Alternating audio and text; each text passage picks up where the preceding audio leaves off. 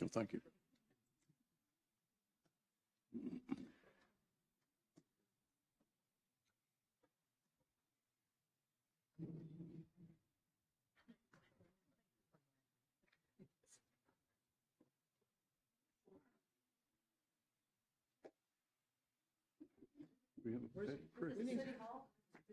Where's public works?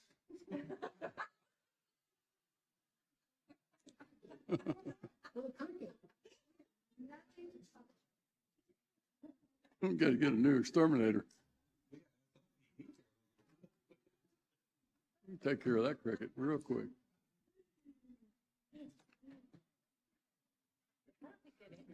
Good evening. Welcome to the City of Sugarland City Council meeting for Tuesday, September the 6th.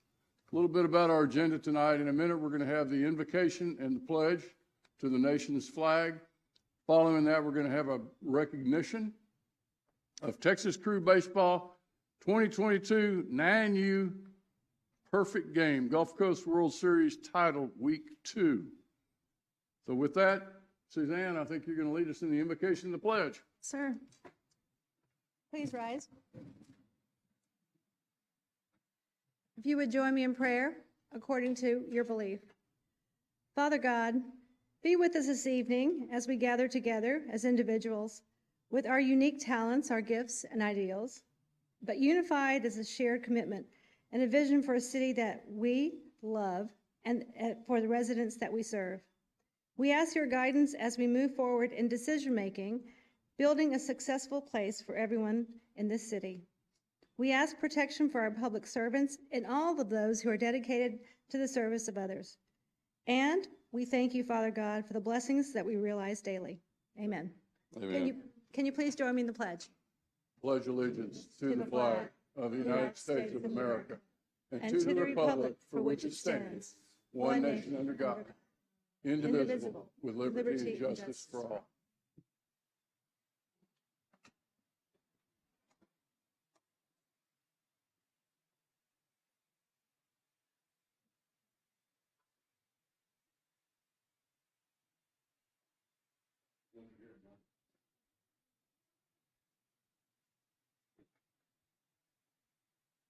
Well, good evening. We've got a special recognition tonight. I'm going to ask Coach Edwin Masonette to come on down, and the players, if the players to come down front. Come on down.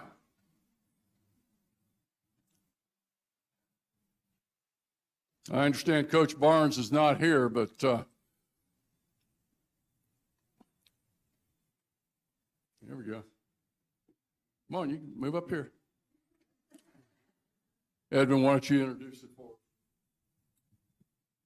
Well, first of all, good afternoon. Thank you so much for this amazing recognition. It means a lot for these little ones and for for our program, since we're all small business owners here in Sugarland. Thank you for City Council. Thank you, Mayor Zimmerman. Also, thank you to these amazing families that we have, and all the coaches, the hard work that these kids put. Thank you guys too.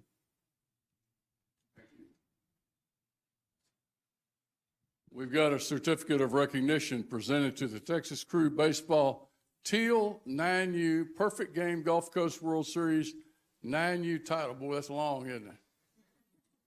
This certificate of recognition is presented to Texas Crew Baseball Teal 9U for their hard work, determination, and team spirit displayed in their recent victory in the Perfect Game Gulf Coast World Series 9U Week 2 title. Wow.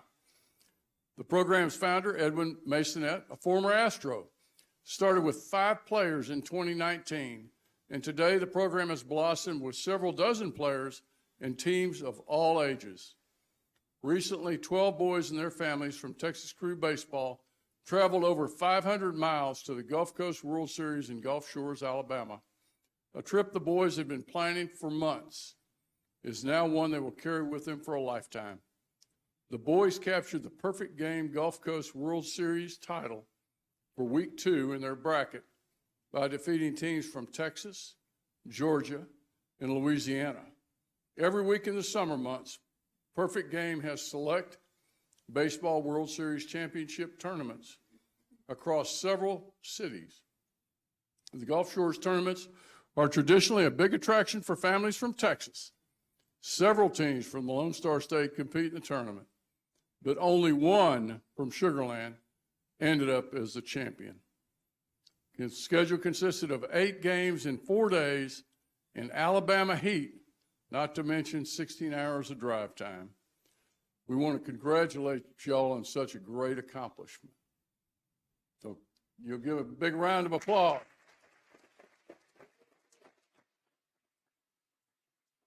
And now if we can get see a bunch of the parents out there, y'all come on down, we'll get a picture.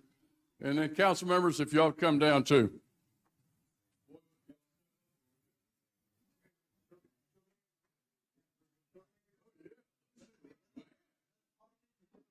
Did I get a ring? I didn't get a ring. Oh, man. No, you guys are good. No, put your ring in the picture. Very cool. Congratulations. Yeah, let's get the parents in front of the council. Yeah, you might. Yeah. Might be better than Sean.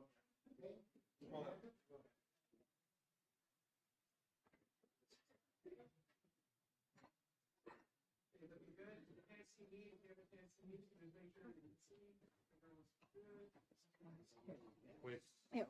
Okay, skip. There we go. Oh, wait. Mike, there.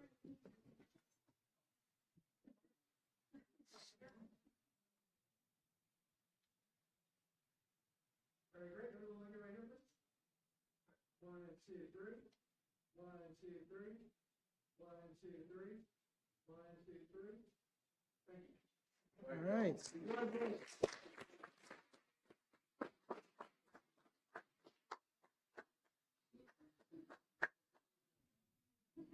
Is that the coach?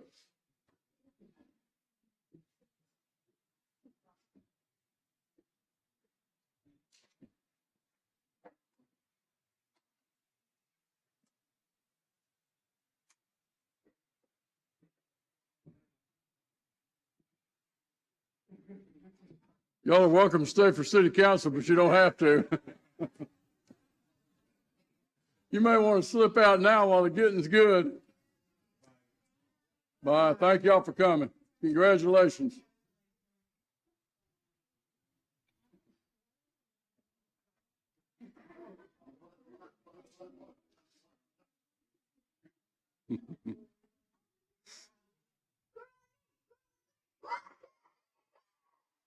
All right. We need one too. Council needs one. Okay. I'll let y'all, okay. I'll appoint a committee of 3. Y'all figure it out. I know, that's what I mean. I'm sure this will be something that'll be absolutely stellar. Sugarland chair. Meredith, you're in that group. You'll kind of round it out. Good. That'll be a committee of 4. I knew you'd be thrilled.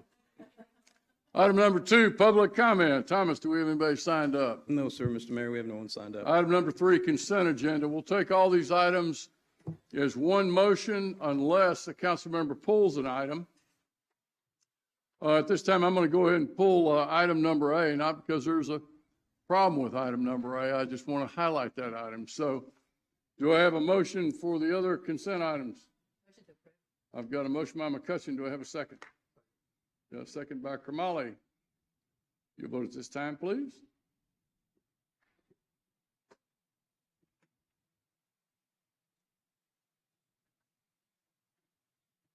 And it vote passes 7-0. Thank you, council members. Item number 3A, consideration of an action on authorizing reimbursement from Fort Bend County Municipal Utility District number 136, the amount of $79,700 for repairs to the HEB lift station on University Boulevard, State Highway 6. Our own Brian Butcher, Director of Public Works. Brian, I didn't really have a question. I wanted you to explain kind of how this came about, because I think it's a great example of working together with a MUD. About 2 or 3 months ago, the MUD district themselves contacted the city. It's an in-city MUD at one of the Telfair MUDs. Contacted the city and said they had an extra $79,000 in bond proceeds that weren't budgeted and they hadn't planned to spend them. And they asked if there was anything within their district that the city felt that they could use it on. And we said, absolutely, we have some needs at the lift station located behind the HEB or there at University and 6. So we are getting a whole new remote SCADA system, a whole new control panel, real upgrades that that plant needed, that lift station needed. And the MUD district's reimbursing us for all the work. Thanks, Brian. Yes, sir. Well, on behalf of City Council, the City of Sugarland, and our residents, we want to thank the MUD directors of MUD 136 Yes, sir. for reaching out to us. Yes, sir. We have a motion. Got a motion by Kamali, second? Second by Watley. Vote at this time, please.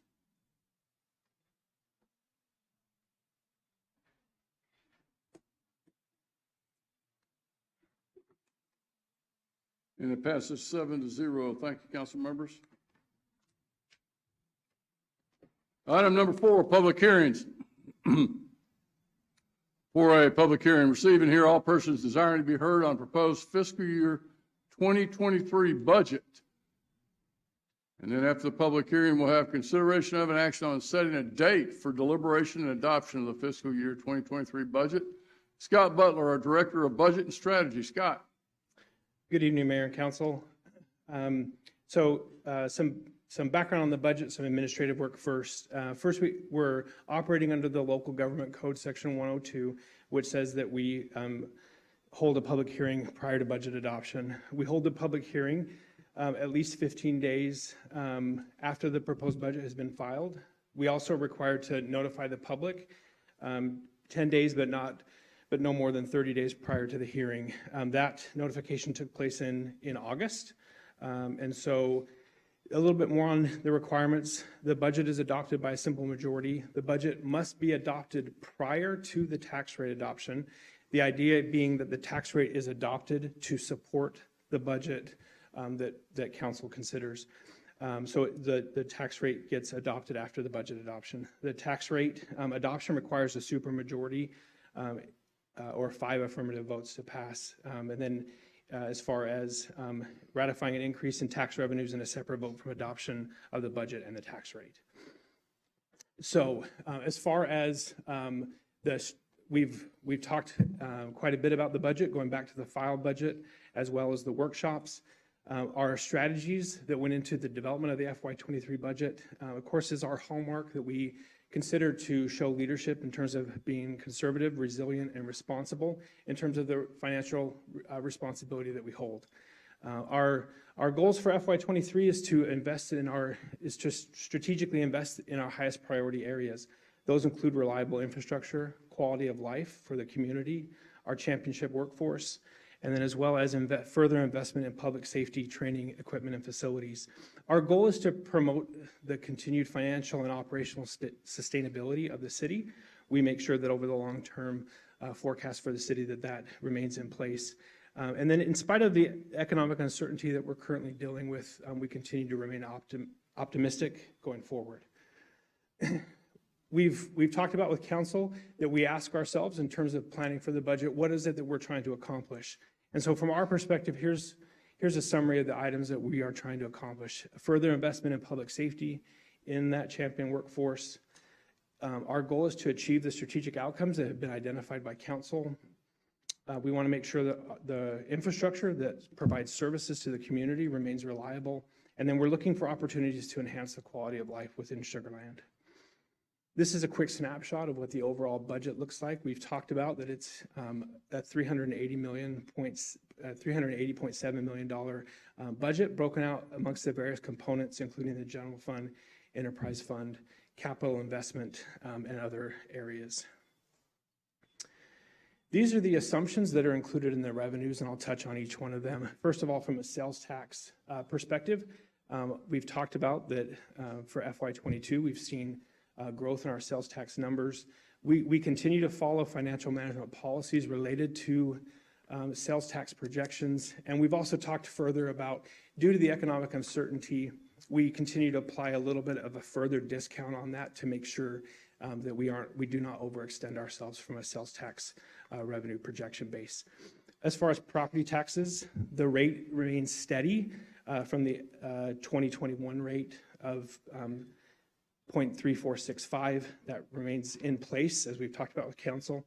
On the utility rate side, this would have been year 3 of what's been referred to as the 10-10-10 plan of planned increases to the utility rates in order to both sustain the fund balance long term and also to continue to meet the operational and capital needs.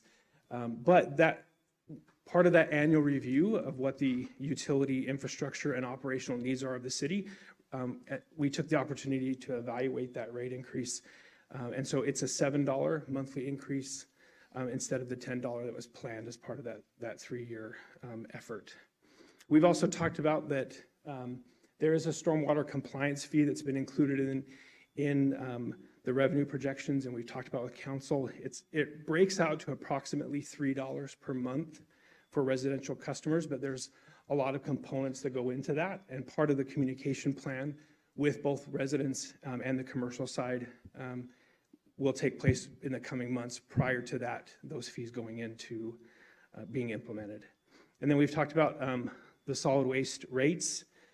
It's actually a rate decrease for this year, going from $20 a month to $19.85, which represents a 15-cent decrease in the rate. Those are the components that are included on the revenue side. This is just a slide to take a snapshot of the capital improvement program. It is a significant investment for FY23, nearly $100 million in capital projects, including significant improvements in drainage, streets, and public safety. And so this represents a significant investment in the community and an opportunity to continue to have resilient infrastructure that serves the community. In terms of the general fund specifically, it includes approximately $111 million of planned expenses with general fund revenues at $104 million. What that means is that we're dipping into a little bit of fund balance in order to accomplish those strategic objectives. We can do that because we've built up the fund balance over time, and it allows us to still accomplish things based on the revenue that we're receiving and that we've had in the fund balance. When we talk about the strategic outcomes, this is what we're talking about. You can see the breakout amongst each of the strategic outcomes that have been identified by council. There's also an investment at the bottom that talks about our champion workforce and the efforts that we continue to make sure that we both are able to recruit and retain the best. I should note that the loan amount that stands out on this slide is the $20,000 for transportation. It seems like a small investment, but that's actually the matching funds that the state's providing. We're leveraging some regional money on the mobility and transportation side. This is a slide to capture what the impact to the average residential tax bill will be based on that proposed tax rate.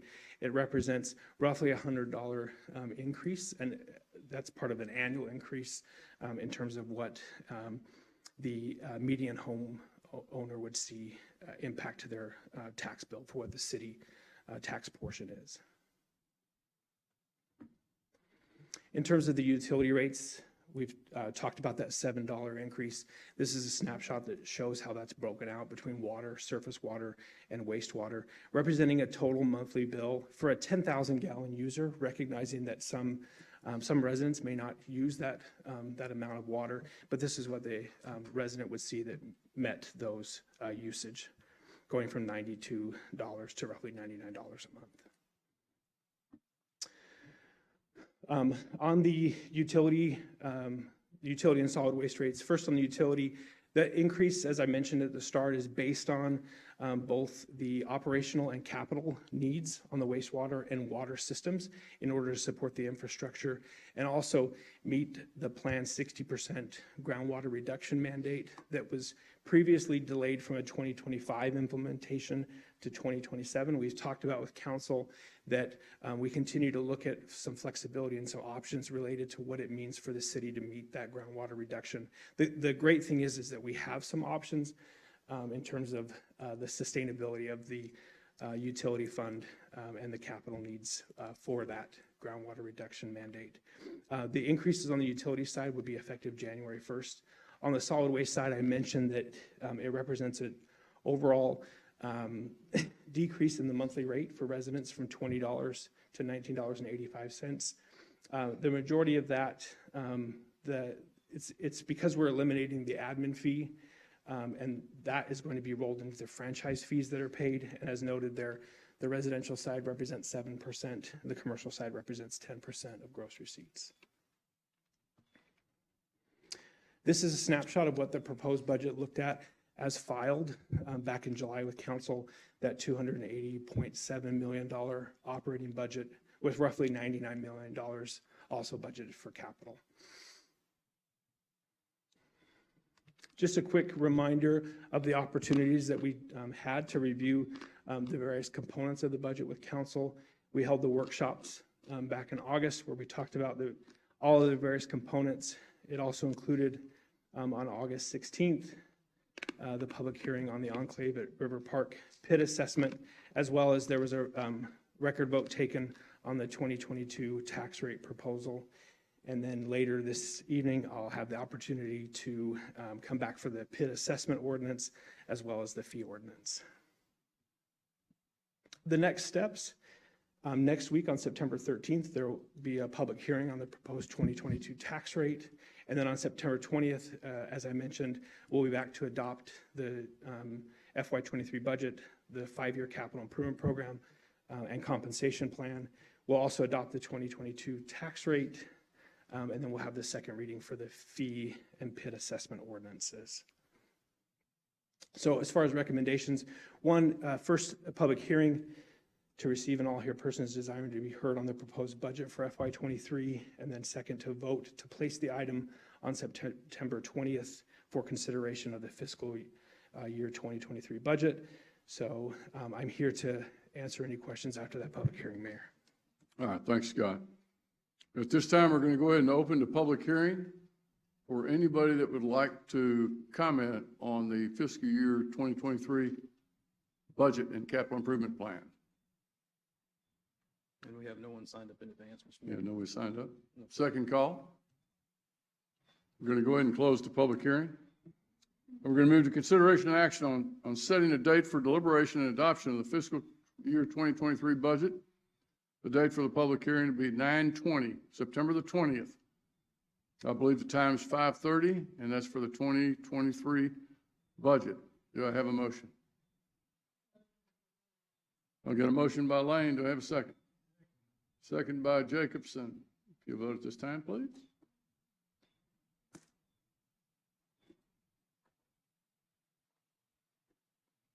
And it's unanimous 7-0 vote by council. Thank you, Scott. Item number 4B, public hearing. Receive and hear all persons desiring to be heard on a proposed rezoning of 2.586 acres from Imperial General Development Plan to Imperial Ballpark District, Baxi Retail Plaza, final development plan located along South Stadium Drive. We have with us Brittany Zhao, our planner. Brittany. Good evening, Commissioners. So here is the vicinity map and location map of the proposed Baxi Retail Plaza FDP. As you can see, it is marked here in red and here in black. South of it is the existing ballpark lofts, and then north of it is an amenitized detention pond. And then also nearby is Constellation Field. This is for a proposed 2.586 acres located along Stadium Drive, and this is an FDP located within the first step Imperial General Development Plan and is in alignment with Ballpark District concept for services to support adjacent residential uses. This proposed development consists of 3 one-story retail, restaurant, and office buildings with surface parking. and vehicular access will be provided to the plaza from Stadium Drive in Silent Manor. Pedestrian connectivity will also be provided between the existing ballpark lofts. Here's the proposed site layout plan. The purple asterisks indicate potential outdoor dining areas, so over here and then at the bottom left. And then please note that there needs to be a correction made. Here it says outdoor dining, but it should really say no outdoor dining. So this will be corrected for the second reading. Here's Stadium Drive and Silent Manor.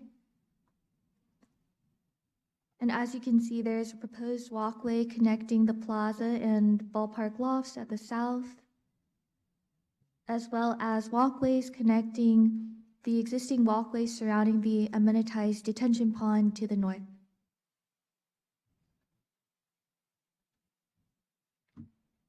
So here's the pedestrian and bicycle access plan indicating this.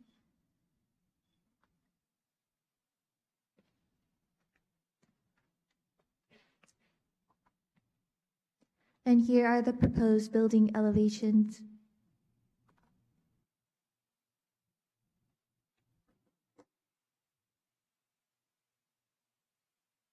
As you can see, there are a lot of windows proposed on buildings 2 and 1 in order to, or 2 and 3 in order to take advantage of the proposed plaza's location next to the amenitized detention pond, so that people who are visiting the plaza can look outside, inside the buildings to the amenitized detention pond. So to recap, P&Z Commission had a public hearing on July 28th, 2022. No speakers were present, and then a subsequent consideration and action was held on August 9th. The Commission in particular discussed the location of the development near the detention pond, as mentioned before, and discussed how that could be taken advantage of more. Thus, the Commission recommended approval and passed 6-1 on the condition that the FDP is modified to ensure that the rear building facades for buildings 2 and 3, which are facing the pond, have specific articulation. And since then, the applicant has made the appropriate revisions to the building elevations and to the FDP exhibit. Additionally, Commission wanted to make a note of awareness to Council regarding increased traffic potentially during events at the nearby Constellation Field. So your points for consideration. Staff has found that this FDP is in alignment with the General Land Plan, General Development Plan, and Future Land Use Plan. And the specific use list created for this development is tailored towards it. It consists primarily of retail, restaurant, and office uses with no drive-through lanes allowed. As mentioned before, pedestrian walkways are proposed to connect the proposed buildings as well as existing walkways and provide access to the existing ballpark lofts. And a minimum of 15% of the FDP area is to be allocated to open space. This also includes locations for potential outdoor dining areas near each building. Engineering and traffic have concurred with the TIA, and the PD shall be developed in accordance with all exhibits. And once again, as stated, Exhibit B was updated per the Commission's recommended condition to modify Section G1A regarding the building articulation for the buildings that face the amenitized detention pond.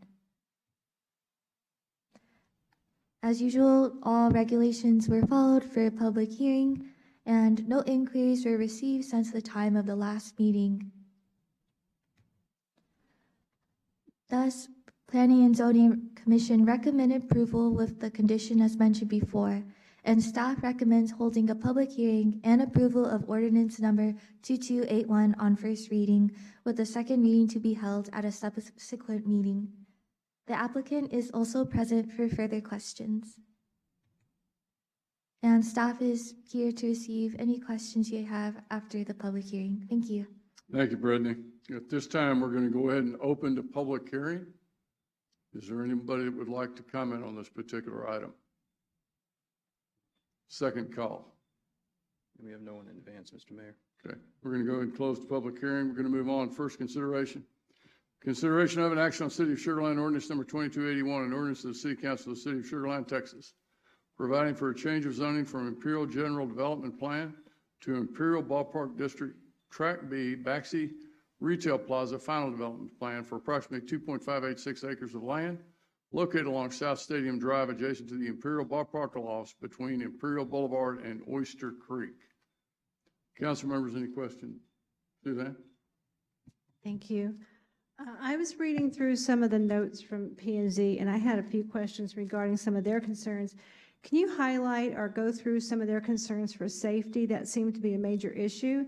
And also, I'm looking here, there was some discussion with staff indicating they'll monitor pedestrian activity at the southwest corner of the development site and evaluate whether traffic improvements are needed. Are we expecting traffic problems that we would have to look into later? Yes, ma'am, I can clarify on their concerns. So the commission was expressing concerns about how they anticipated during events at Constellation Field, such as a baseball game, there would be increased traffic overall in the area. And so they anticipated that perhaps pedestrians from Constellation Field, people who are attending events there, would want to go and visit Baxi Retail Plaza, and they worry that they might cross Stadium Drive and jaywalk as opposed to walking all the way to the north to the existing roundabout, which is designed for pedestrians to cross over to the other way. And so staff clarified that that roundabout was designed for pedestrians to take, and that there are sidewalks existing along Stadium Drive for pedestrians to take rather than jaywalking, and that staff would be sure to monitor events and the overall area and traffic, and if there are any concerns that were to appear, that staff would make sure to address them and work with traffic and see how they can alleviate those concerns. Follow. Thank you. I can promise you, they're not going to go that roundabout. They're going to go straight from the ball game, straight over to a really nice place with the restaurants and to go eat. So I don't know what staff thinks they're going to do at the last minute, but that's going to happen right away. And I think P&Z had a very legitimate concern that this is going to happen. I don't want to see a safety issue, someone getting hurt before we even address it. So I would recommend, or I'd hope we'd have an answer before we even start the process. James, our traffic engineer, go ahead. James Turner, City Traffic Engineer. Mayor, Council, after reviewing the study, the assumptions that were made in the development, there was not a major concern other than the one noted with the ballpark. But then we have to consider when the games are at, if the developments are going to be open at those times, and if they're going to want to cross over. And based on all the information that was in the TIA, we did not see a need to make it a requirement for them to do a crossing. So we looked at all the information that was in the TIA, and based on the information, there was nothing to hold them as a necessity based on the numbers to make that requirement. Okay. Thanks, James. Jennifer. So if there becomes a problem, okay, do we have a solution? If in fact that comes up, have we, thought about what we would put in place to fix that? Yeah, and so that's a good question as well. It's a 4-lane boulevard. It doesn't have a median as well. So it would have to be possibly located, as I was studying the area, possibly at that second ballpark parking lot crossing. You'll have, if you're going north on Stadium, there's 1 and 2. The second opening is probably where it would probably want to be located, and possibly, of course, the pedestrian signs, and maybe even the activated flashers. But again, just like stop signs, the city really takes caution in putting pedestrian crossings or stop signs when they're not warranted, because then people start ignoring them. And so we got to be careful when we install these type of devices out there. Yes. Anyone else? Question, James. And it may be for you, Brittany. So to both council members' point that if there were to be an issue, and it happens later, that the financial responsibility is going to fall on the city, correct? That is correct, Mayor. Unless there's an escrow agreement worked out with the developer. So I would suggest that staff go back, work out some kind of an escrow agreement. I'm not trying to place a financial burden on the developer, but I think it's reasonable that we come up with a cost estimate, have those funds escrowed, and then have staff visit with the developer, and then after some reasonable time, those funds can be released if there in fact is no issue. I'll do that. I see the developer. I see the developer. He's coming up here. Jerry, go ahead.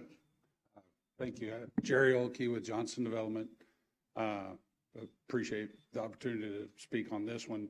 Baxi is the landowner and they're the one presenting the final development plan.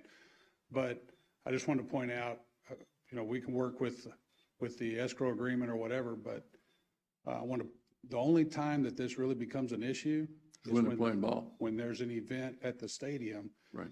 And the kind of the thought that was discussed with staff and some of P&Z was when there's an event at the stadium, you've got a heightened parking presence. You've got, whether it's police officers or it's staff from the ball game. So there's people, and there's normally cones where you can't go northbound and turn into that spot. So there's already a heightened awareness of what's happening in that area.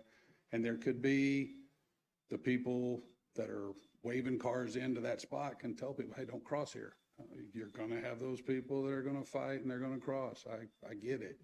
But you're going to have people there with authority of directing traffic, be it staff from the ball field or whether it's a police officer or whatever it is. But in all of the streets around there, the whole purpose of the roundabout was to push people to the safe crossing and not have those mid-block crossings. So I would just strongly consider putting, whether you put the lights, whether you put the decorative pavers, whatever ends up coming across there to draw people's attention to your traffic engineer.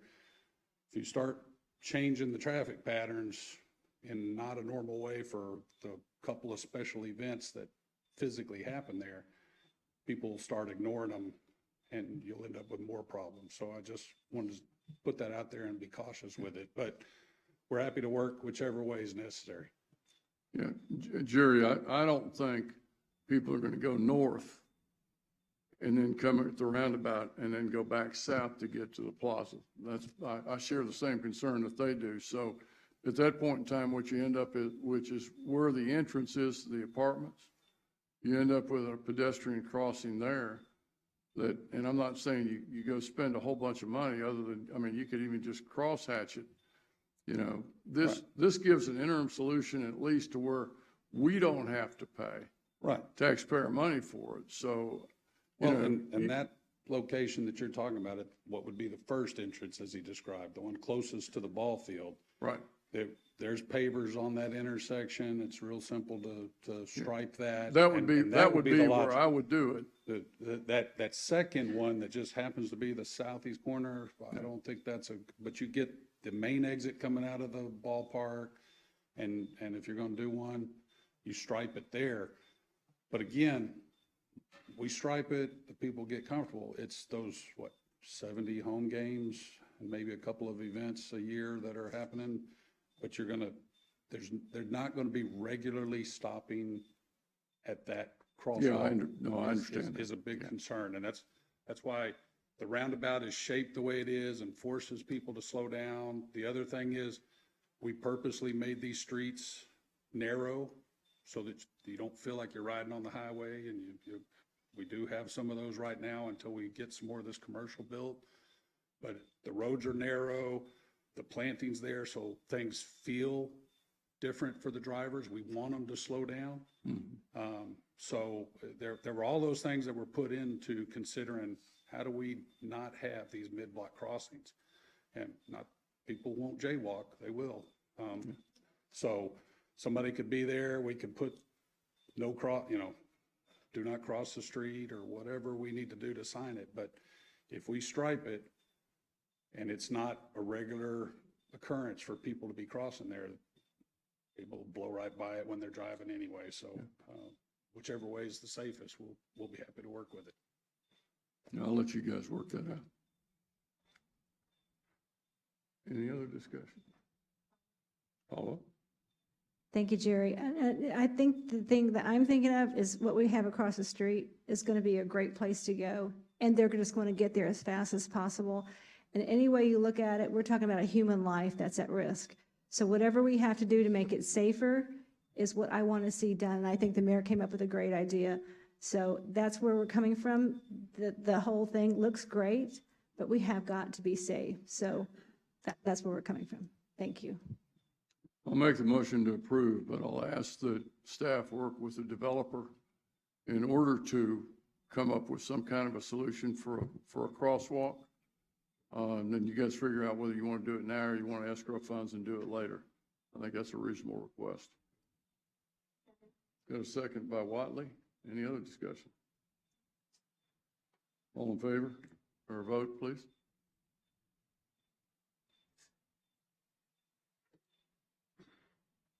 And it passed 7-0. Thank you, Brittany. Thank you, Jerry. Thank you. Item number 5, ordinances and resolutions.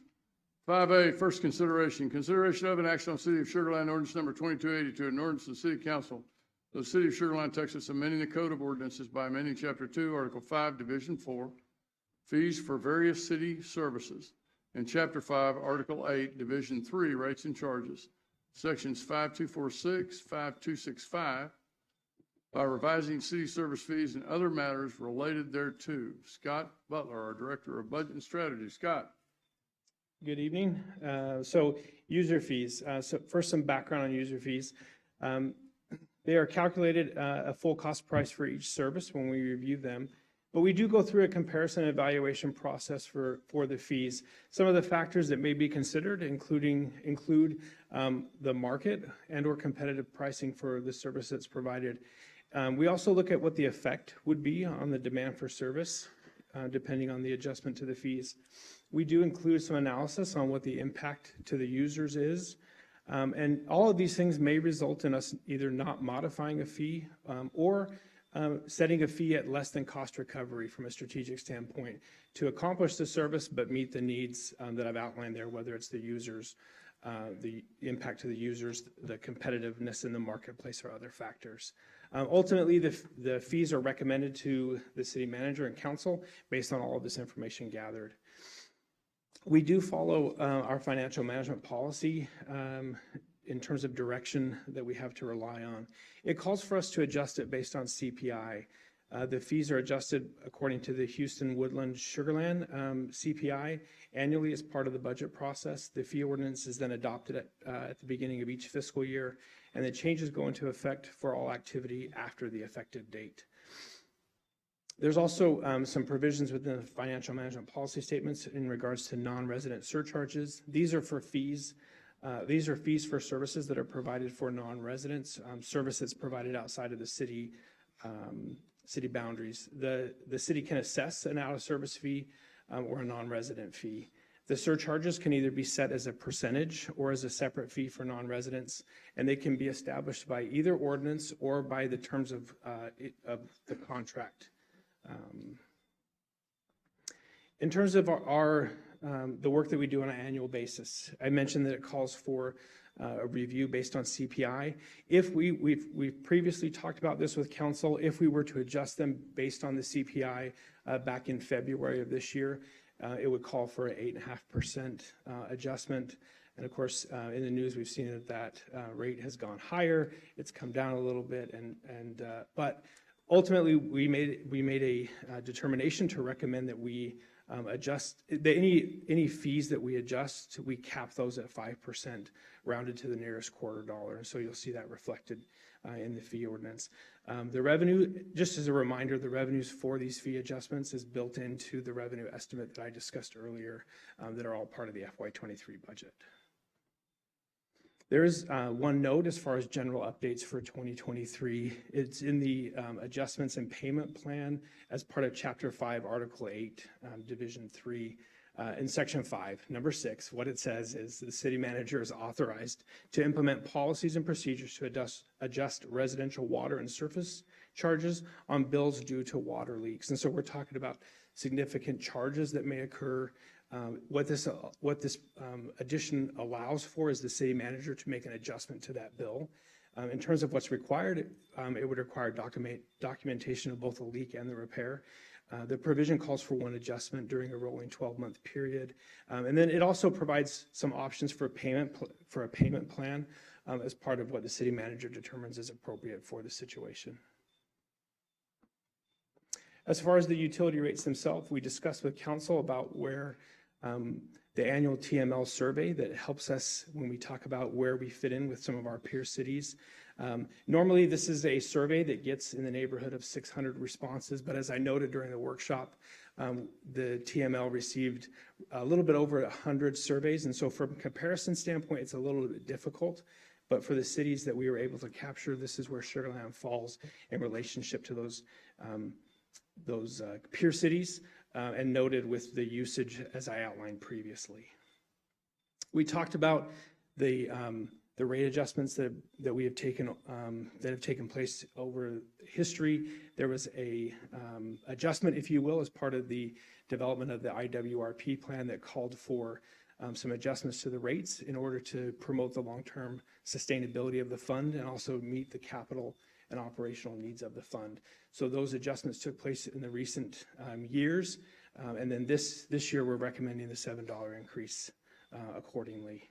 We talked about some of the factors that influence when we look at the operational and capital needs, and one of the factors that can influence the ultimate reliability of the infrastructure has to do with the amount of rainfall that's fallen. We noted in the workshop that this year has been very unusual in terms of the drought that's occurred, and you can see what that's meant for us in terms of the typical rainfall by July in that 50 inches range compared to what we saw this year, which is in that 18 inches range. We also talked about main breaks and the influence that can have in terms of when you look at the reliability of the infrastructure and what we have seen in 2022 versus previous years. So those are some of the factors that go into that analysis of the operational and capital needs of the system. The next several slides just show a snapshot of the rate adjustment impact. First, on the residential side, you can see on the base water and wastewater charges, the portion of the $7 that's attributed to those services. And then on the commercial side, this is a summary of the rates, again, on the base water and base wastewater, with some adjustments to the surface water as well as the GRP pumpage fees. This is a slide I showed in the previous budget presentation, but this is the typical impact to the median resident in terms of that usage, their bill going from an average of $92 a month to $99. On the solid waste side, we've talked about the change. This is just a snapshot of what it looked like with the contract rate and then the admin fee under the current structure, resulting in a total bill of $20 per month. And then the assumptions for the FY23 solid waste rates as part of the contract, the new negotiated contract, effective January 1st, a total fee of $19.85, effectively eliminating the admin fee and instead attributing to that portion to the franchise fees, the residential rate being at 7% of gross receipts, the commercial rate being at 10% of gross receipts. And then that information is on tonight's agenda that Georgia will be discussing further. So from a fee perspective, staff recommends approval of the first reading of ordinance number 2282, amending fees for various services, with the second reading for the ordinance scheduled to be on September 20th. So Mayor, I'm here after that if there's any questions. Thanks, Scott. Question? Do I have a motion? I've got a motion by McCutcheon, second by Jacobson. You vote at this time, please.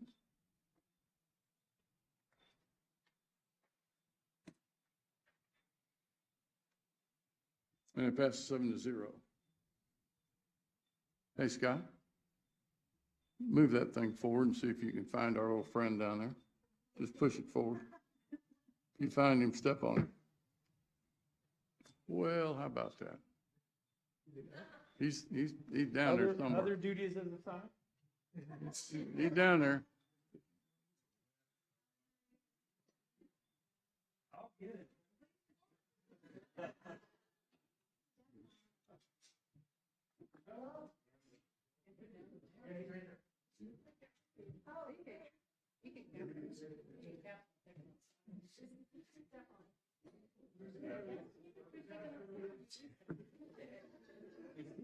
Take him outside.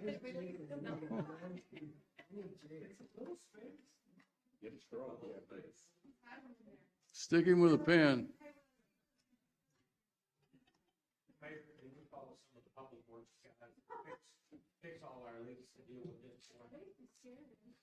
Oh, we didn't scare him. He's done. Maybe leave it open.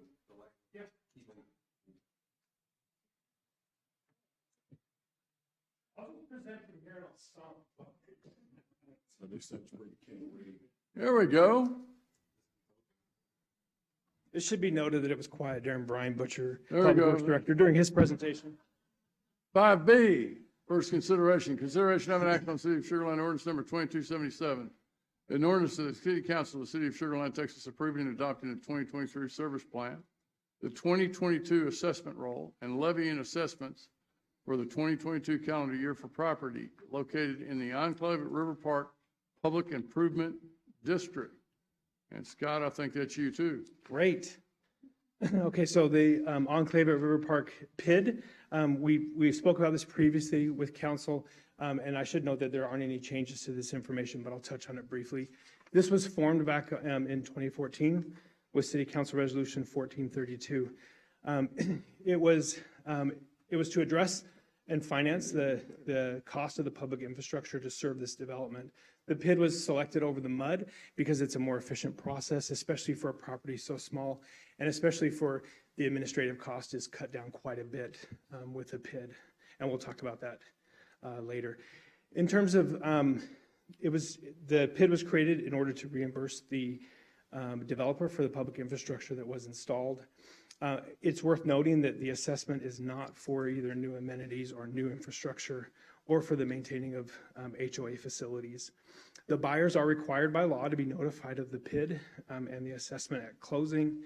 And as I previously discussed, this assessment is significantly lower than what an in-city MUD would cost to the average resident.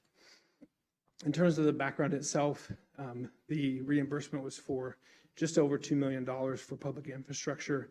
That requirement was met in January of 2019. And primarily this was formed because the infrastructure was not covered by city property taxes, nor is it the city's responsibility to construct this infrastructure. The infrastructure has been conveyed to the city in terms of maintenance, and so we maintain it today. The annual assessment is for those properties to pay the debt service over 15 years, and once the debt has been retired, then the assessment will cease. The 2022 proposed assessment is $430 per lot. It is billed by the Fort Bend County Tax Office, and it does represent a $30 decline from 2021. This is just a snapshot of what the assessment has looked like over the life, as well as what the future assessments will look like, but it is reviewed every year and adjusted accordingly, but you can see where it was originally to the plan reductions over time out to the retirement of the debt in 2031. This is just to allow you for some comparison's sake in terms of what the savings of the PID, if you will, versus if the same improvements were overseen by a MUD. You can see the difference between the total PID assessment versus the MUDs that are compared there. As a reminder, the notice of the public hearing was mailed to property owners back in August. There was also some additional information provided so that the homeowners could be educated on what the PID was and its function. So previously, on August 16th, council held a public hearing on this. At that meeting, no residents spoke, and there were no written comments received by the city. The recommendation is approval of first consideration of Ordinance 2277, setting the assessment for 2022 of $430 per lot for the Enclave at River Park, with the second consideration of the assessment ordinance coming up on September 20th. And with that, Mayor, I'm here to answer any questions that you have. Any questions? Got a motion by Jacobson. Do I have a second? Got a second by Kermally. Vote at this time, please.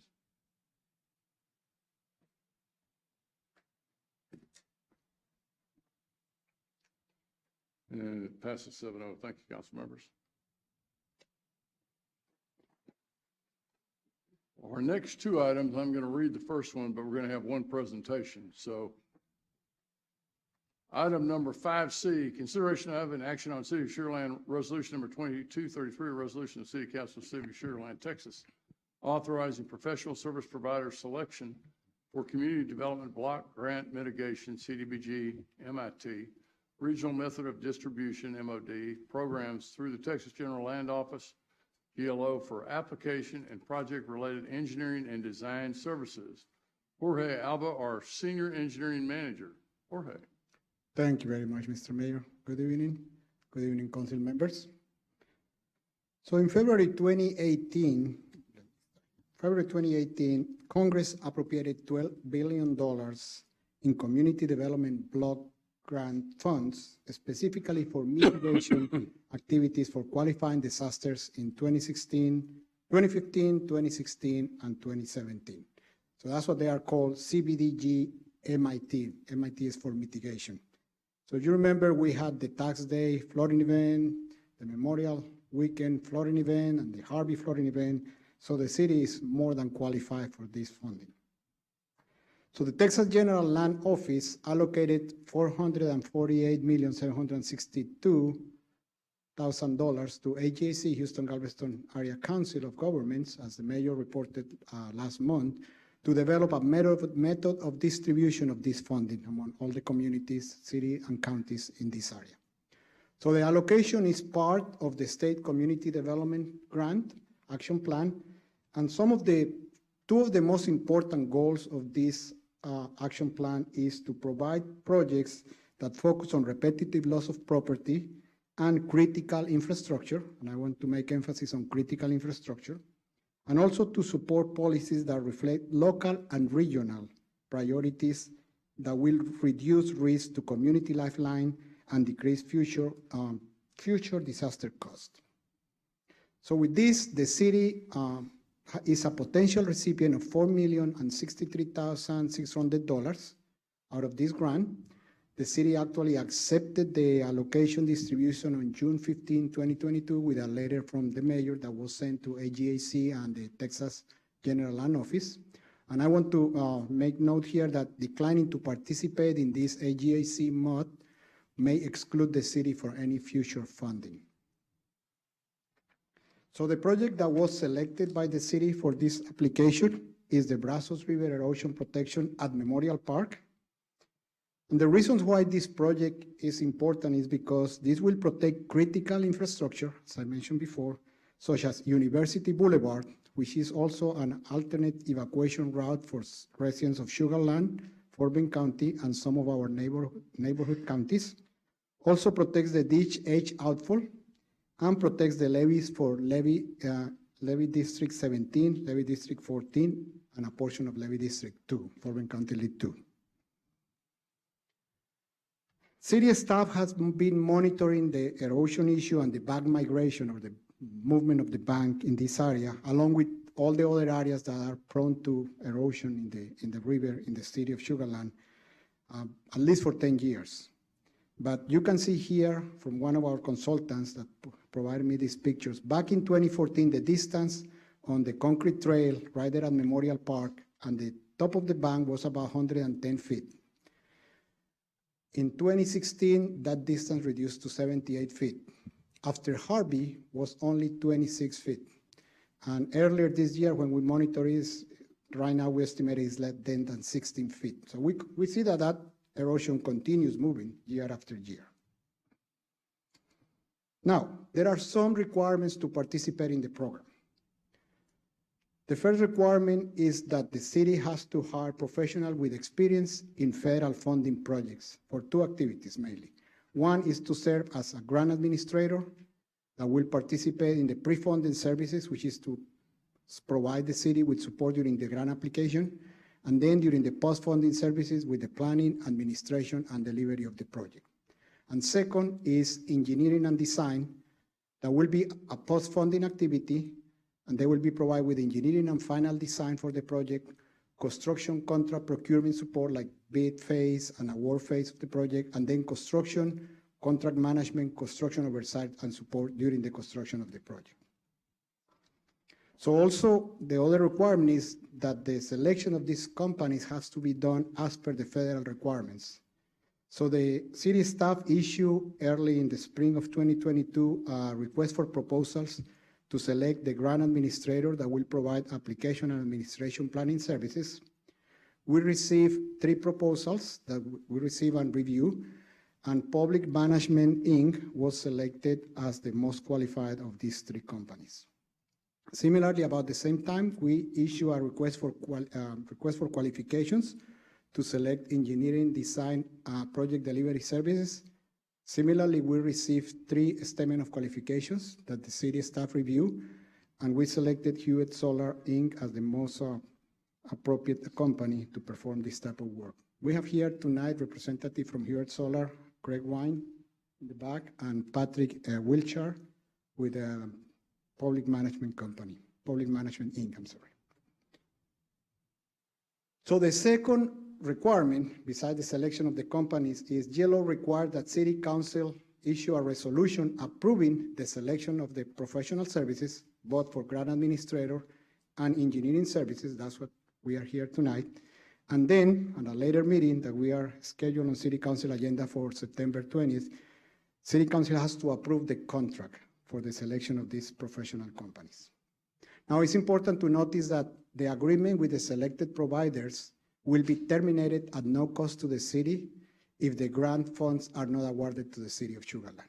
So there is really no commitment if the city doesn't receive the grant. So with this, Mayor mentioned I have 2 resolutions here. I'm going to read first the first one. City staff requests City Council to approve resolution number 2233, authorizing professional service provider selection of Hewitt Solars, Inc. for Community Development Block Grant Mitigation, CDBG MIT, through the Texas General Land Office for engineering, design, and project-related delivery services. And the second request Well, let's take that one first, Okay, Tori. all right. So any questions about that resolution 2233? If not, I'll entertain a motion. A motion by McCutcheon, do I have a second? A second by Watley, if you vote this time, please.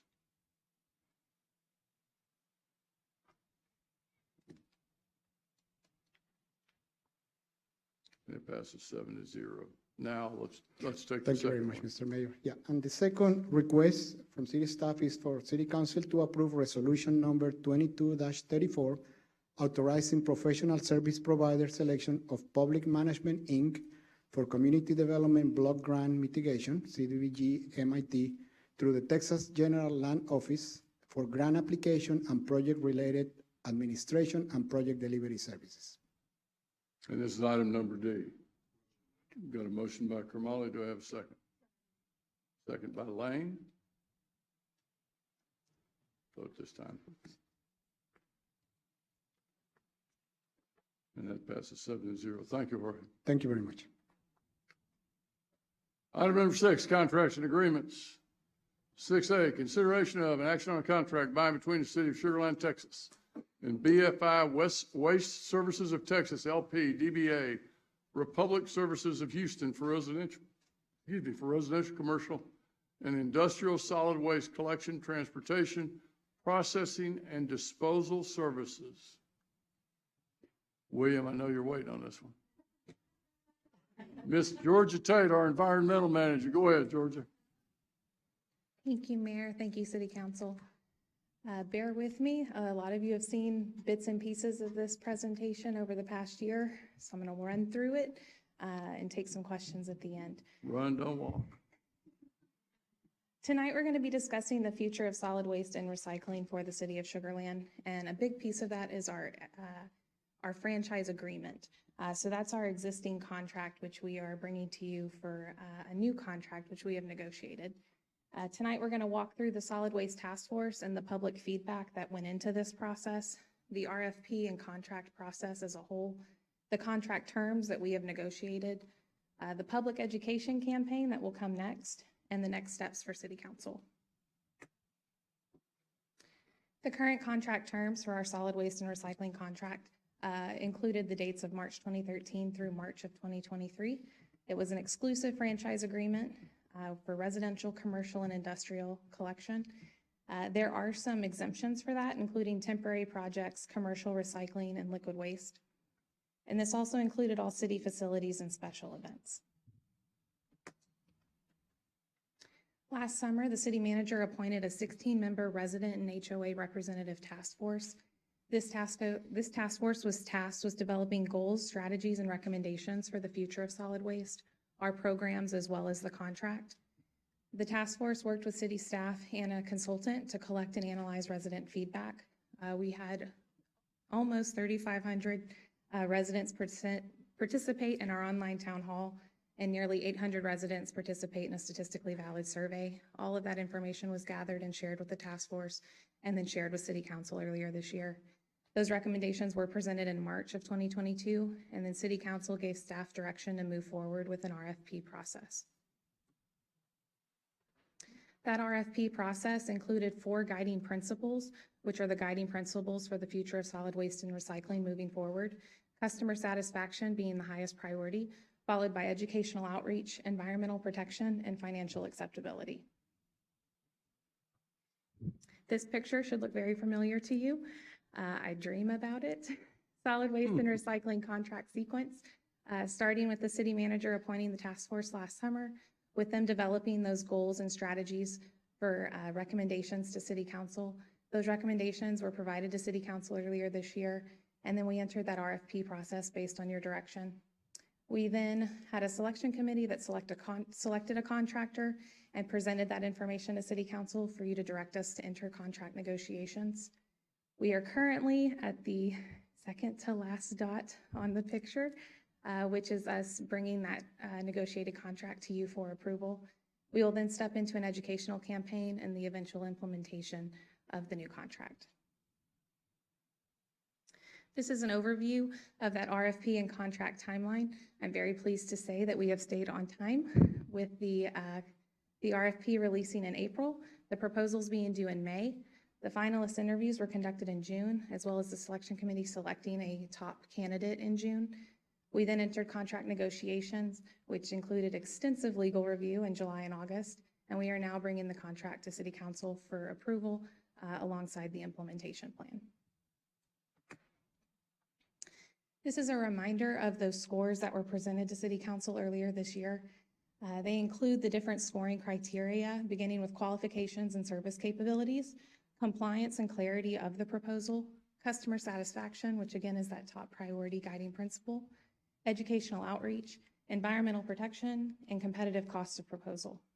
After the selection committee reviewed the proposal submitted in response to the RFP, Republic Services was identified as the most qualified vendor. That information was presented to City Council, and City Council provided us the direction to enter contract negotiations with Republic. At this time, I'd like to recognize that we do have representatives from Republic Services here, General Manager Todd Fawcett, as well as Municipal Representative Alex Griffin. We also have Mr. Kelly Brown in the back. He is a member of our external council. The city actually hired an expert in environmental contracting to help us, as well as our legal department, to get this contract secured. The new contract terms, again, we have a 10-year contract term with implementation beginning in January of 2023. This is again an exclusive franchise agreement that includes residential, commercial, and industrial collection. We do have those same exemptions for temporary projects, commercial recycling, and liquid waste, and again, servicing city facilities and special events. I'm going to next walk you through some of those educational outreach inclusions in the new contract terms. Republic Services has created a dedicated Sugarland webpage for all Sugarland services to be included on their website. They will continue their local school education program, which has been ongoing in the city for over a decade. We will also include the landfill and MRF tours, which is a new inclusion into the contract for city staff, city residents, commercial businesses, city council, to actually get tours of the landfills and the material recovery facilities. The contract also includes a Keep Sugarland Beautiful contract item. The city has a contract with Keep Sugarland Beautiful. Republic Services will be paying for that contract. We also have direct mailers where Republic is responsible for providing direct mailers to residents. Those are designed and approved in-house, and then Republic pays to send them. That includes a direct mailer before the contract implementation, a service brochure that includes all services for residents, and a direct mailer if there are any service changes during the contract term. Next, I'm going to step you through the technology and equipment enhancements. First and foremost, in terms of customer satisfaction, we have the Republic app. It offers a Track My Trash Truck features for our residents to be able to see how far away the trash truck is from their home. It will show them how many stops. It will also show them if the trash truck or recycling truck has gone to dump the load, so the residents know there might be a slight delay before the truck arrives to their residence. This is also available for our commercial customers. The app is also utilized to schedule collections and submit any inquiries regarding services. Residents and commercial businesses can view their collection schedule and also set up service alerts and push notifications where they can be notified if a service has been delayed, or they can be reminded to put their cart out the night before their trash is serviced. Another technology enhancement is real-time GPS. GPS capabilities are on all the vehicles in the fleet, and the city will have access to this GPS data. We also have camera footage access 24/7. City staff has access to the camera footage available from the vehicles. Some other technology requirements that are included in the contract include street data triggers. Anytime a truck encounters a street imperfection that triggers notification, that data will be collected and provided to our Public Works Department to assist them in some of their assessments. We also include data storage requirements where we can make future improvements, alter our routes, and make data-driven decisions with the data provided by Republic.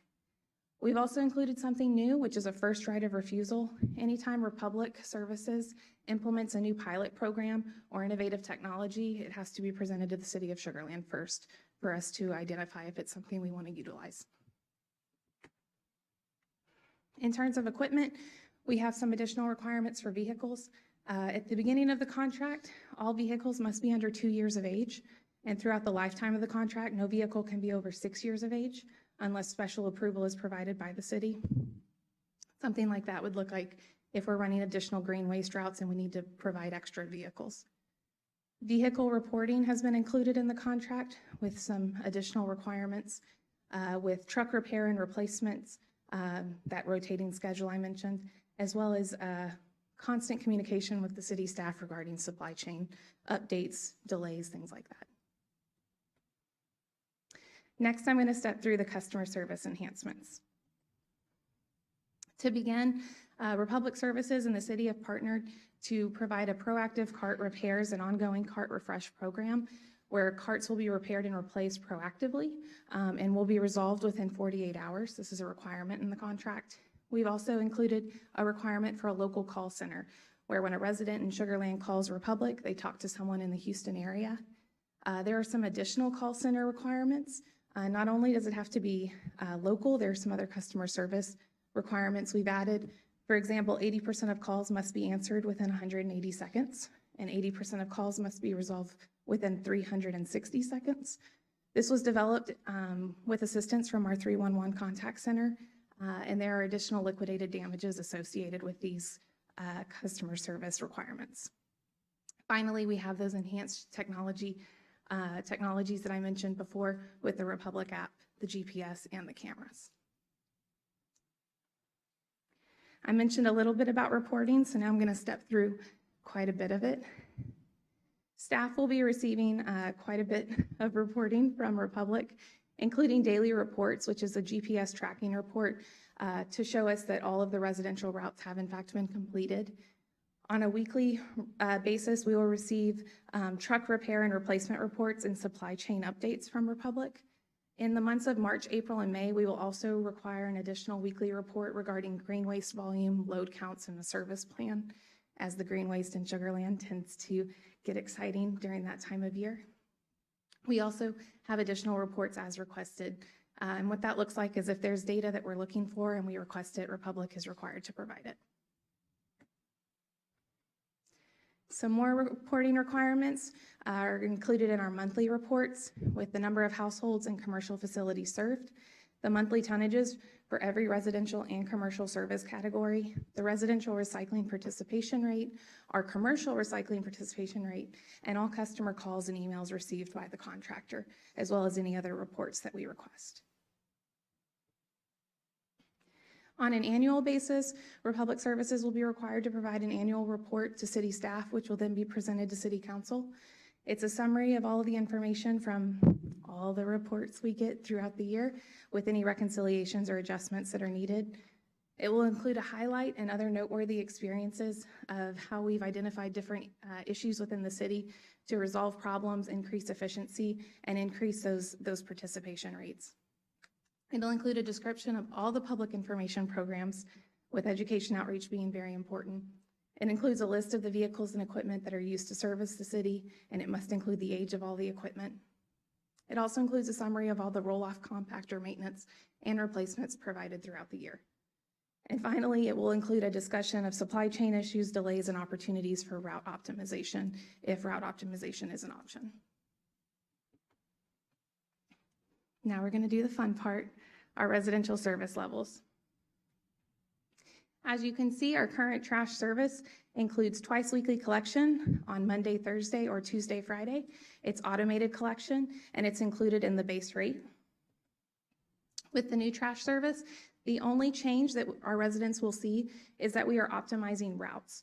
So what this looks like is changing our routes a little bit so those trucks can get in the neighborhoods and finish quicker and more efficiently and effectively, so they can be out of the neighborhoods before the kids get home from school and parents get home from work. When we optimize routes, we end up having to shift different neighborhoods to different service days, and so that's why some of our residents will see new service days. For our current recycling service, we have weekly collection on a trash collection day. It's automated collection, and it's also included in the base rate. The new recycling service, the only change is some of our residents will see new service days due to those optimized routes. For green waste, we have weekly collection currently on a trash collection day. The limit is 10 cubic yards per household. Residents can utilize a personal container, a bag, or bundle their green waste, and again, it's included in the base rate. We see two changes with green waste. One being clear bag requirement. This was presented to City Council earlier this year, and you gave staff the direction to move forward with that requirement. Based on the requirement from FEMA for us to utilize clear bags in the event of an emergency event, it's easier for us to educate the residents year-round on clear bags versus during an emergency. We are also looking to optimize routes and changing some service days with green waste as well. The current bulk cardboard service is on-call collection. There's no limit to the amount of cardboard residents can recycle, and it's included in the base rate. There is no change to the new bulk cardboard service. We will be working, though, to encourage participation. Next, we have our current bulky waste service. Currently, residents have 12 pickups per year that are pre-scheduled on the first, second, third, or fourth Monday of the month. They also receive 3 extra holiday pickups following Thanksgiving, Christmas, and New Year's. The limit for bulky waste in Sugarland is 5 cubic yards per household per pickup, and that is included in the base rate. We have some changes for bulky waste. The first being that we have identified the need for an on-call flexible scheduling option for bulky waste, rather than our residents waiting until their bulk their bulky waste day, they have the opportunity to call ahead and schedule those collections when they're needed. We've also added a new service, which is a landfill drop-off option. 12 times a year, a resident can drop off 3 cubic yards on a monthly basis. That's included in the base rate. We've also added in additional collections rates that we've negotiated with Republic. In the event that a resident has utilized all of their pickups, the 12 that they get to schedule, their holiday pickups, and if they've utilized their landfill access or they choose not to utilize the landfill access, they can schedule additional collections for a fee, which are included on the screen. Something to keep in mind is for those residents that really like first Monday or second Monday pickup, they can call ahead and schedule them throughout the year so they can stay on their routine. In terms of our current cart service, the contractor supplies and maintains the carts, but the city maintains ownership. We have 35, 65, and 95-gallon carts available for our residential customers.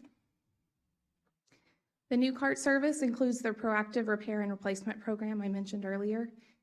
It also includes the reducing of some of our 35-gallon carts. We've seen that not a lot of our residents utilize this size cart, so we are going to grandfather in the existing 35-gallon carts and then reserve our 35-gallon carts for residents that are on cart assistance or might have access issues to their gate or their property.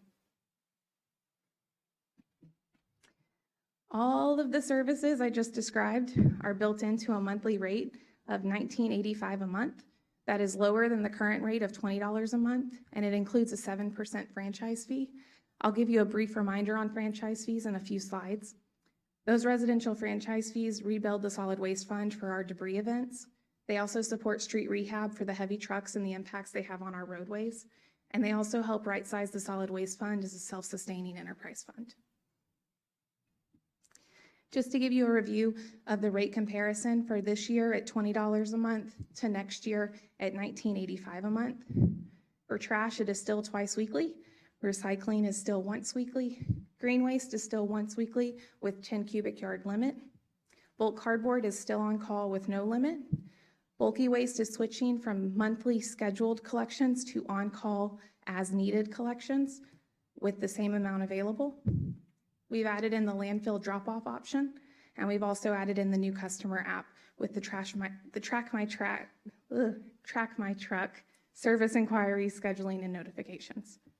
Track My Truck is a little bit of a tongue tie for me. Next, we step into the commercial service levels. For commercial service changes, we have just a few. In addition to the 105 different options our commercial customers are provided in the contract, there's a new service for our small businesses, which is a cart service for those who don't need a full-size dumpster, and they can utilize 95-gallon carts to have their trash collected. We also have a new overloaded service fee. This is for those commercial customers that overload their containers where they're so heavy that the trucks can't actually service them. This fee will not apply on the first offense. We will use the first offense to educate the customers, and picture and weight documentation will be required to apply that service fee. Finally, there's a new service requirement where there's a minimum service of 1 haul per month. If a customer does not utilize 1 haul per month, they have to pay a rental fee, because usually the payment comes in terms of hauling. On the business side, we will be conducting a business refresh with Republic Services. First, looking at a waste audit for different businesses where we identify the most appropriate service options. I'm going to walk you through a few examples of that in just a second. We'll be auditing individual businesses and focusing on those businesses that have the greatest rate impacts. For recycling collection, we'll be identifying businesses that don't have a recycling program. We'll also be reminding them of different temporary projects and reminding them of the franchise fee requirements.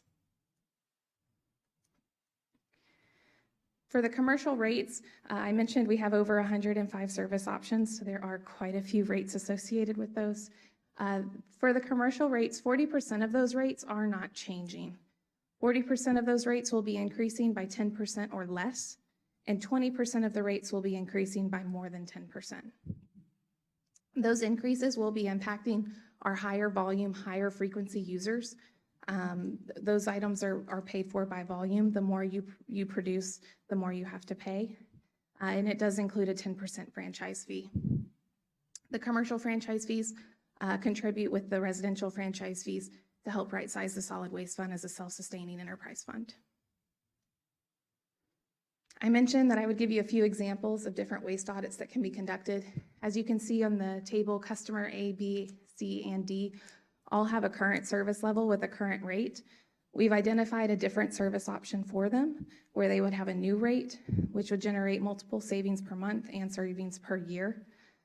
Something that the Finance Audit Committee brought up was making sure that we're not limiting the service days for those commercial businesses that have food. That would not be an option. Just a brief reminder on those franchise fees. They include 7% of residential gross revenues on the residential side, 10% of gross revenues on the commercial side. It applies to our exclusive franchise contractor, but it also applies to other licensed solid waste haulers in Sugarland. This is some benchmarking data on those franchise fees. As you can see, the city's residential rate at 7% and then the commercial rate at 10%. Next, we're going to step through the community engagement and education campaign associated with the new contract. There are 4 key messages. 1, to educate our residents and businesses on how the new service changes will affect them and their behaviors and their routines. Next, to build trust through the explanations on the decision-making for those service changes and the vendor selection. Then we will provide tools to help our residents create new habits and remember the service changes. And then finally, assuring our residents and businesses by answering all of their questions and making sure all their concerns are heard. We have quite a bit of educational material that we will be covering in this campaign. The main tagline is change is coming. One way or another, there will be some change impacting your household or your business. It includes the refresh on the solid waste services, making sure our residents are aware of what services are included in their rate. It will be educating them on those service day changes and working to help them remember it. In some cases, that will include the city sending text message reminders to those impacted residents. It will include bulky waste scheduling and what that looks like to switch to an on-call schedule. It will include a reminder of the clear bag requirement, as well as a grace period to help our residents get on board with that change. It includes the collection limit reminders with 10 cubic yards for green waste and 5 cubic yards for bulky waste. It includes some education on those new customer service tools I mentioned, as well as the different commercial service options we discussed. To give you a sneak peek into what those service day changes look like, we've worked with Republic Services to limit the amount of residents that are impacted by the service day changes, and they've been centralized to the middle of the city. We're looking at about 20% of residents being impacted by a service day change. Here's another map showing those service day changes for recycling. And one final map showing those service day changes for green waste. We've tried to impact as few residents as possible and concentrate the changes to specific neighborhoods so that the change isn't as widespread in the city. We have several community engagement opportunities coming up with our communications department and community engagement department. And those in-person opportunities look like the district town halls, the business refresh we'll be conducting with Republic, a solid waste open house, the first of its kind, attending those quarterly HOA meetings, attending individual HOA meetings and neighborhood rep meetings, providing material to city council so you're prepared for National Night Out in the event that you receive questions, attending lots of parks and recreation events. We've created something new with Hot Topics with the fire department, where our lovely firefighters will be helping us educate the residents on their solid waste services, as well as providing some toolkits to city council so you have all the information that you need. There are many tools and tactics for this program, including direct mailers, website content, a new service day tool where residents can enter their address and identify their new service days effective January 16th. Several blog posts from our communications department, listservs, quite a bit of social media content, and then also including it with the 2023 Utility Rates Project page. Next steps for the solid waste, or the future of solid waste and recycling, is to kick off that community engagement tomorrow. We will then bring city ordinance modifications to city council in October or November. and then we'll begin implementing the new contract and services in January. It is the recommendation of city staff that City Council authorize the approval of a 10-year contract for residential, commercial, and industrial solid waste collection, transportation, processing, and disposal services with Republic Services in the amount of $8,370,348. Thank you, Mayor. Thank you, Georgia. Stuart? Thank you, Mayor. Georgia, under what circumstances could the 1985 monthly rate increase? Yes, sir. We've built in stipulations to the contract that allow for a 2.5 increase for CPI or a 5% max for that increase, so that it will be on an annual basis between 2.5% and 5% unless the city negotiates a lower rate. Follow? Follow. If the CPI is under 2.5, then it doesn't go up by 2.5 then? Let me double check. Does go up by 2. Yes, the minimum is 2.5. Okay, so every year we're at least 2.5. Yes, sir. Okay, thank you. Carol? Yes, the 35-gallon carts, I need to get a recap on this. This is the first I've heard about this, because the 35-gallon carts, I mean, granted, not as many people use them as a 65 or the 95-gallon cart. This is a very important cart size to our residents. So explain to me about this grandfathered in. Go back to that. Yes, ma'am. So currently, the city has 35-gallon carts offered to all residents if they choose to request one. We've seen very low participation numbers with that. Very few residents actually utilize a 35-gallon cart unless they're on the cart assistance program. We would grandfather those existing carts in, and we would reserve the future 35-gallon carts for residents on the cart assistance plan or residents who might have access issues with getting a larger gallon cart available to the curb.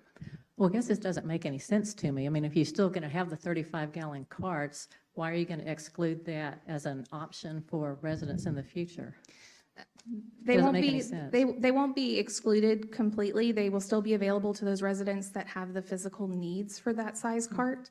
But it is an item that allows us to reduce costs for the residents.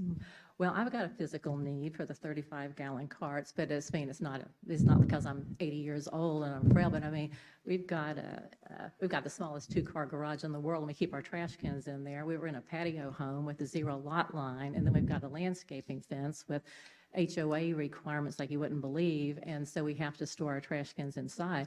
And we've always had a 35-gallon cart, and there's also some elderly people and that live alone, and they can handle a 35-gallon, but if you put them, if you take that away from them, then they're going to have to pay that for a cart assistance program. So But I think what she's saying is she's not going to take that away from them. but you have to switch to a cart assistant. I mean, can I get a cart assistance program without paying any extra fee? Yes, ma'am. The cart assistance program is free, and the requirements are incredibly lenient for those residents that need a 35-gallon cart.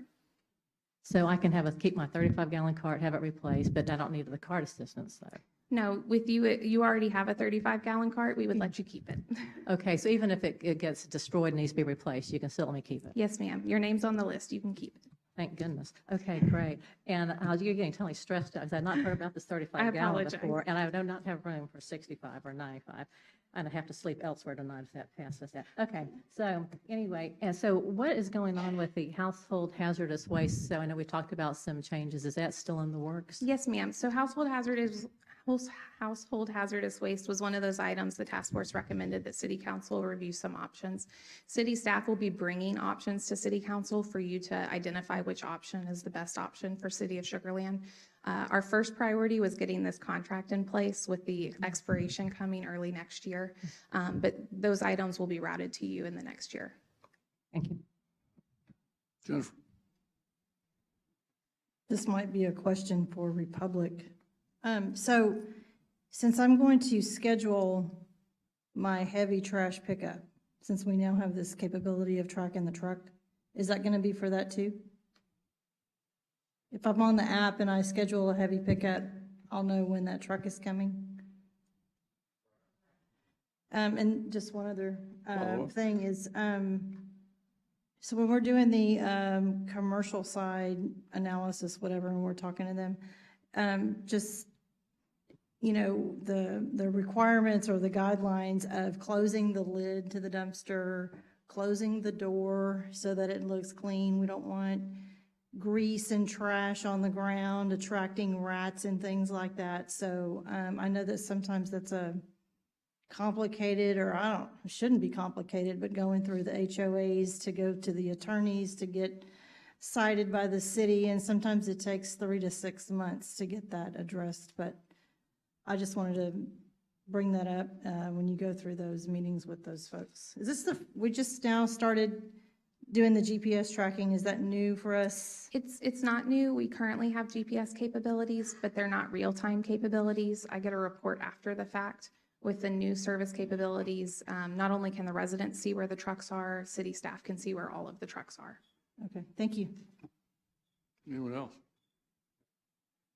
Deja? Our cricket's back. Direct mailers, when will that go out? What time frame are you looking at doing that? We're looking for those direct mailers to go out December 1. We want them to arrive in enough time for the residents to review them, but we don't want them to get too lost in the holiday mail shuffle. Good. I was just worried about election season right now, and here comes the mayor. Oh, he knows.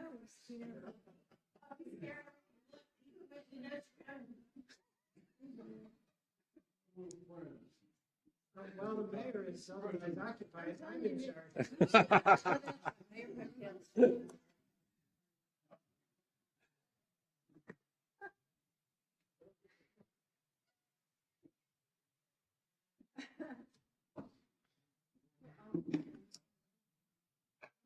He got scared, or she. We got anybody else on this one? Deshaun? I'm good. I got my You answer. good? All right. Do I have a motion? Oh, you got a question? Okay, William, go, man, knock yourself out, buddy. Oh, heck no. Thank you, Mayor.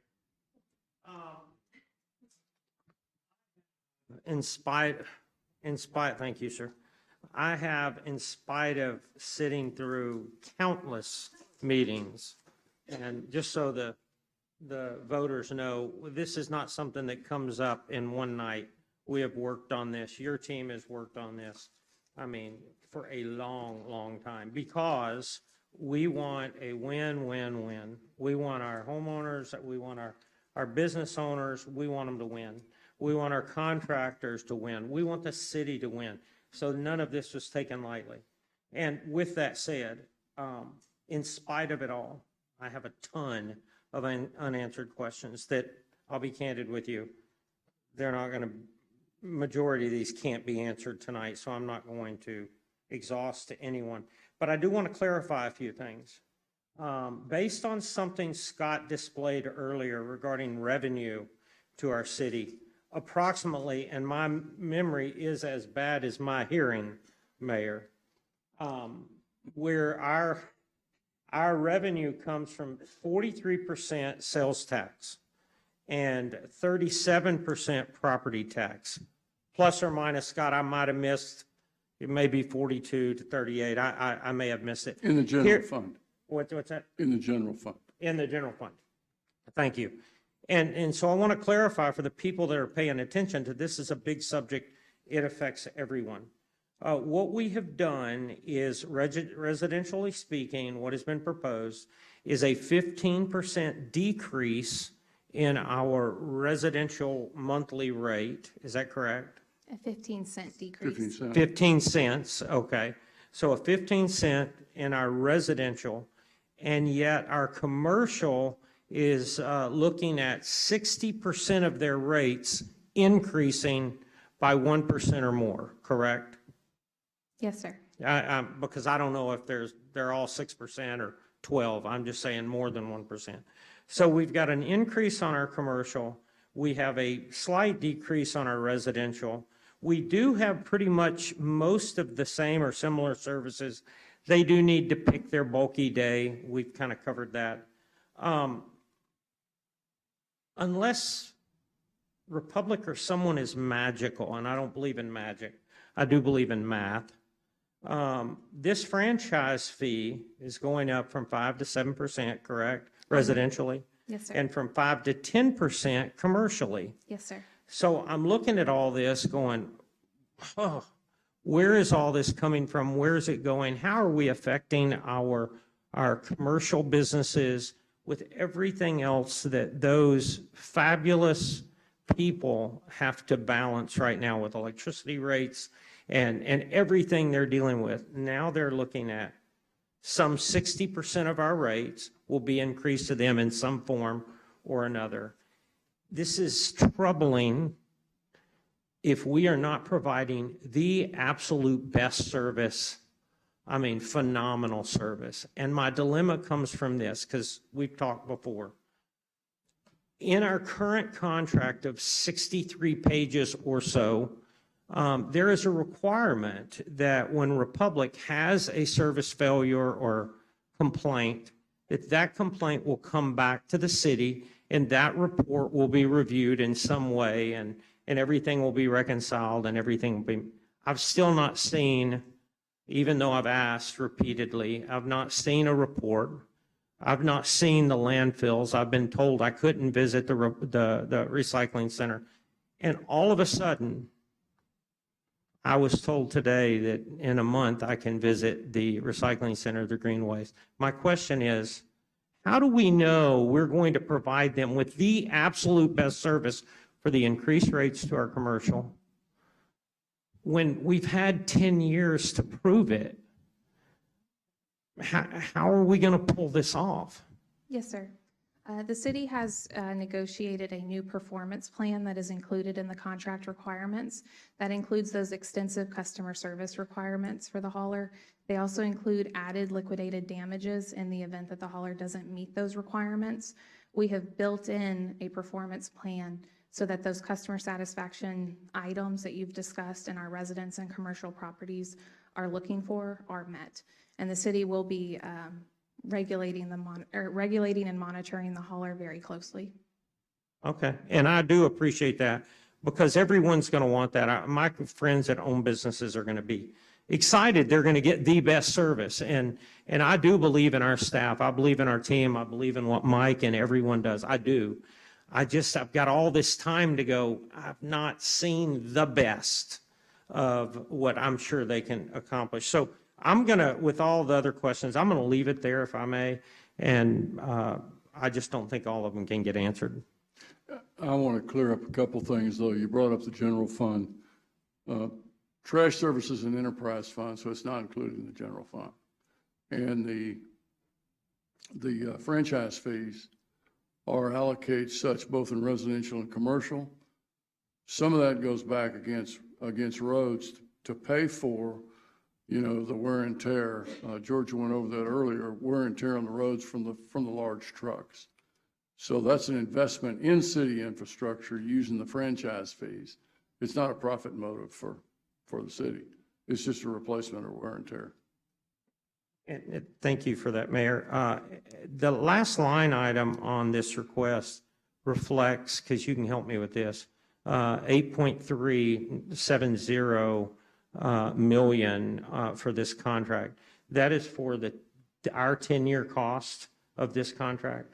No, sir, that is for the 1-year cost for 2023 for the residential side. Commercial customers pay Republic directly, so our contract is only for the residential cost. By the way, that was the perfect answer I was looking for, so people will understand why this process is reviewed, and we pay close attention to something that's $83+ million. So thank you. Okay. Got a motion by Kamali. Do I have a second? Second. Got a second by Lane. Any other discussion? Vote at this time, please.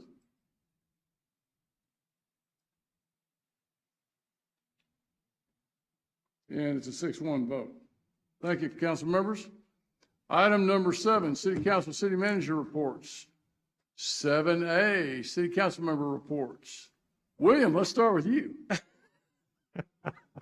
Thank you, Mayor. The one event I want to shout from the mountaintops is I want to brag about our 12 new police officers that we had an opportunity. Carol and I were there at Fleur the other day.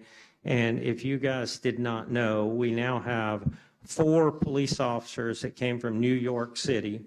Yes, that's right. New York City. And we have one officer that came from, he was born in Baghdad, Iraq, and he's now on our team. So proud of him. But I also have to say, for my friends at the Fort Bend Sheriff's Department that are listening, Careful. and it is, it's all good. This is a positive good. 5 of our officers actually went through their academy, and that is a compliment to them because their academy takes serious law enforcement, and I am so very proud of all 12, but I had to highlight New York City. Jennifer. The Imperial Sugarland Lions Club was hosted by the city of Sugarland at the Space Cowboys baseball game this past week. Stuart. Thank you, Mayor. I'd like to mention to Chief Brinkley and Assistant Chief that I would have been there Friday, but I was exposed to COVID by a member of the city staff, so I could not be there. Otherwise, I would have been there. Thank you very much. I had a good time hosting a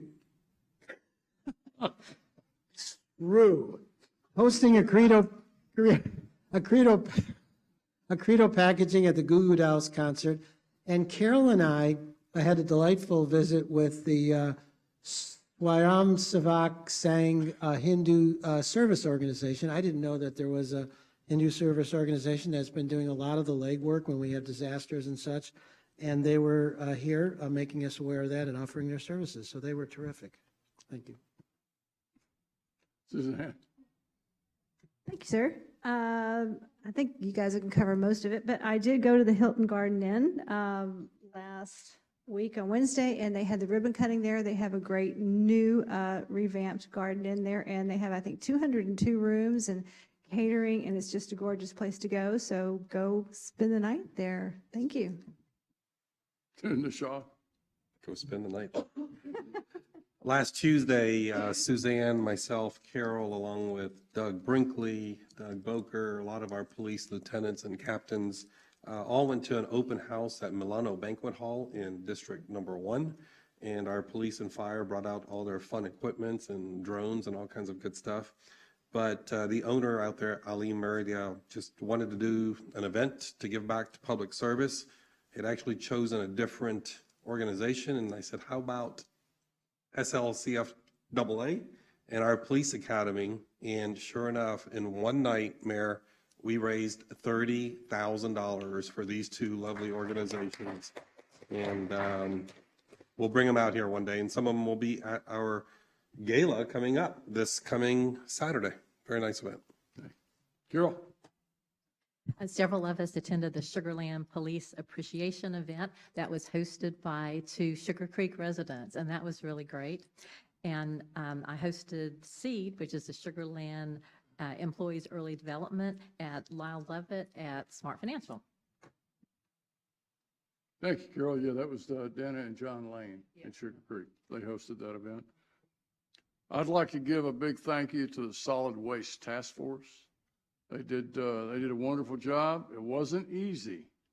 It's gone on for I don't know how long, Georgia. Also to you and Dawn for your hard work in negotiating with Republic and to Republic also. Would also like to thank Mike, you and your staff. We came through the budget process this year, had 5 meetings, covered it line item by line item. I thought, Scott, you did an extraordinary job of making that presentation. Jennifer, directors, I thought everybody did a great job, and we're poised now to adopt a budget and a tax rate. Mike? Thanks, Mayor. I hosted Cup of Joey at the Space Cowboys game Friday. Bunch of entrepreneurs from the area. That was fun. I want to give kudos to Don and Dawn. I'm going to steal your thunder. I know you're going to do an FYI this week, but there was a mega adoption event this weekend, and staff and volunteers adopted out 57 of our animals. So Mike, I have it on good authority that there's one in your office right now that may be looking for a home. Mayor. A blue healer, a nice dog. Well, Doesn't it's like a- me, but It's a divided house on that, Mayor. I'm not gonna adopt that little rat. Sorry, Mike. Well, we only have 12 animals in the shelter right now, which I can't ever recall that. Oh, wow, congratulations. They also adopted out a Java, which I do not know if it's a dog or a cat or a ferret dog, that had been in the shelter 569 days. And Oh, wow. anytime you get criticism comes in this field. Yeah. If you have a staff and volunteers that will care for an animal for 569 days, that tells you that they care and they're doing a great job.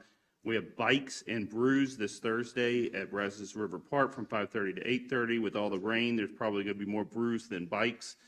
But if I had to choose, Mayor, that would be my choice. I might be there with you. I want to welcome our 12 new police officers.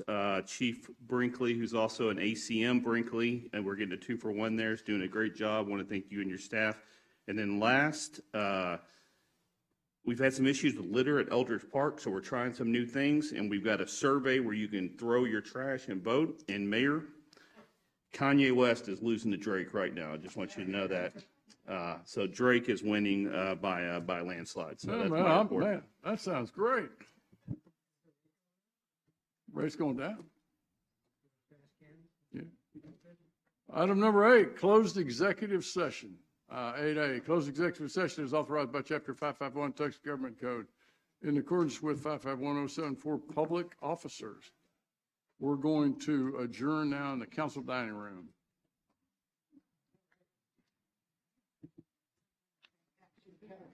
Action packed. Guarantee action packed.